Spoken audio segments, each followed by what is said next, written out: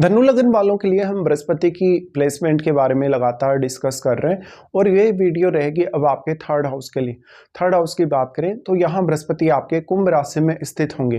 कुंभ राशि में स्थित होते हुए आपके लिए ये काफ़ी इंपॉर्टेंट हो गया कि अब शनि की प्लेसमेंट कैसी है आपके चार्ट में, क्योंकि शनि यहाँ बृहस्पति के डिस्पोजिटर होंगे और यहाँ पे कोई अन्य ग्रह भी आपके थर्ड हाउस में होगा तो उसका बहुत मेजर रोल होगा। बृहस्पति आपके लग्नेश होकर आपके थर्ड हाउस में आ रहे हैं तो ऐसा बृहस्पति आपको काफ़ी ज़्यादा एफर्ट करने में मदद करेगा किसी भी पर्टिकुलर काम में।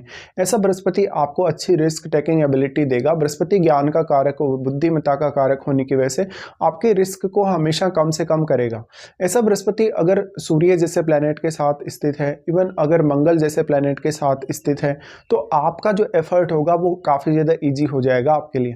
ऐसा बृहस्पति आपको बौद्धिक तौर पर हमेशा एक्टिव रखेगा।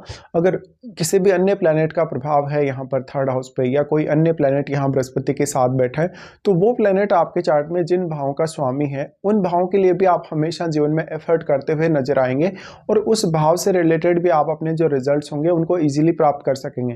बृहस्पति यहाँ अब वक्री कंडीशन में नहीं होने चाहिए। अगर बृहस्पति वक्री होते हैं तो आपके काम को, आपकी मेहनत को उतनी अधिक पहचान नहीं मिल सकेगी। और आपके चार्ट में क्योंकि बृहस्पति फोर्थ लॉर्ड है, इसलिए फोर्थ हाउस से जुड़े कार्यों को आप कैसे मैनेज करते हैं ये भी आपके लिए उतना ही ज़्यादा महत्वपूर्ण होगा।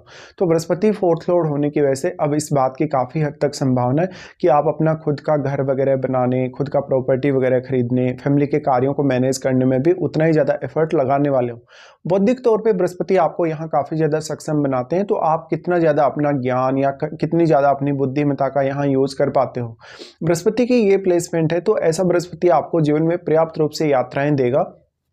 इन यात्राओं के थ्रू अक्सर आपको अपनी हायर स्टडीज़ प्राप्त करने में मदद मिलेगी, आपको अपने कैरियर के लिए मदद मिलेगी और फैमिली की जितनी भी रिक्वायरमेंट्स हैं उनको भी आप पूरा कर पाएंगे। अगर मान लो आपके थर्ड लॉर्ड शनि बहुत अच्छी स्थिति में चार्ट में है तो निश्चित तौर पे आप जितना एफर्ट करेंगे उतना रिजल्ट आपको अवश्य मिल पाएगा। बट अगर शनि का प्रभाव थर्ड हाउस पे या सेकेंड हाउस पे हुआ तो इन भावों के लिए आपका एफर्ट उतना ही ज़्यादा बढ़ने वाला भी है।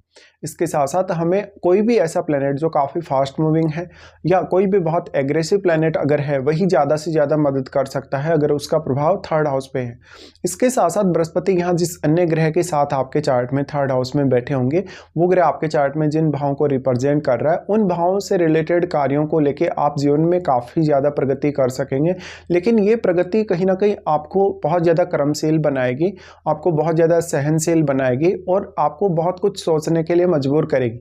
ऐसा बृहस्पति है तो जितनी ज़्यादा अपनी मेंटल एबिलिटी का इस्तेमाल आप किसी भी काम में कर पाए उतना ही ज़्यादा अच्छा प्रोग्रेस होने की संभावना आपकी बढ़ेगी। यहाँ पे बृहस्पति हैं तो अब मुख्य तौर पे जो भी प्लैनेट का प्रभाव थर्ड हाउस पे है उन प्लैनेट्स को आपको देखना होगा। वैसे थर्ड हाउस आपके सेल्फ एफर्ट का है, खुद के एफर्ट का, तो जो भी प्लैनेट यहाँ थर्ड हाउस से जुड़ेंगे वो प्लैनेट जिन जिन भावों के स्वामी होंगे उन भावों पर आपका फोकस बहुत ही ज़्यादा स्ट्रॉन्ग होगा अपने जीवन में। बृहस्पति यहाँ फोर्थ लॉर्ड होके आ रहे हैं तो फोर्थ लॉर्ड होने की वजह से कहीं ना कहीं आप लेट एज में अपनी फैमिली को काफ़ी अच्छे से सपोर्ट कर पाएंगे और अपनी फैमिली की जो रिक्वायरमेंट्स होंगी खुद के साथ साथ उनके लिए भी आप उतने ही ज़्यादा सीरियस रहेंगे।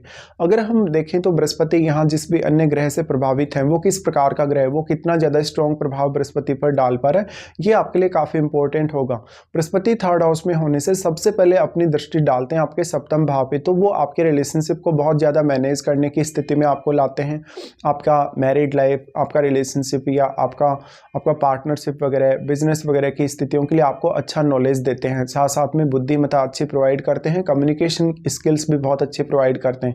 तो अब आपके कम्युनिकेशन का, आपकी बुद्धिमत्ता का रोल आपके रिलेशनशिप वाइज या आप कोई बिजनेस कर रहे तो बिजनेस में कितनी ज़्यादा आप रिस्क ले सकते हैं, इनमें आपका रोल बहुत अहम हो जाएगा।